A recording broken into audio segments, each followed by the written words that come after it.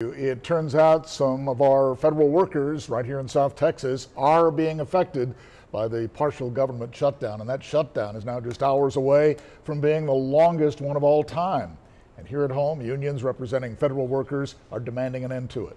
In Three Rivers today, a union representing correctional officers held a news conference to talk about how hard this has been for them. Our Madeline Dart was there for us today. Maddie?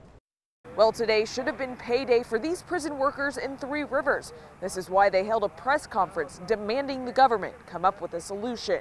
21 days of working without pay. I can't believe that, this is happening in Washington. 21 days of waiting for a solution. This is not a recipe for a good thing. These correctional officers facing a harsh reality for 3 weeks. This one's the most scary because there really doesn't feel like there's any end in sight. Richard Wixler hosting a press conference in front of the federal prison in Three Rivers. He's the president of a local government employee union and works at that same prison. We're asking our government to pay us for the work that we do. Wexler says these inmates require 100% of officers' attention. We have to come to work, but instead of being focused, we're coming in here and talking amongst ourselves about how we're going to pay our next bill. Richard Gonzalez adding it's a recipe for disaster when you have prison employees working for weeks without pay. We have a lot of good workers here, and they do their job.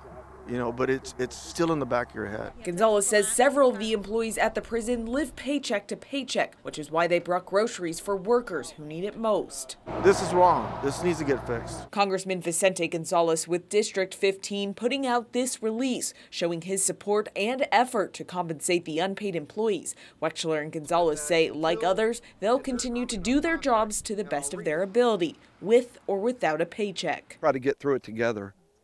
Reporting from Three Rivers, Madeline Dart, 3 News. Thank you, Maddie.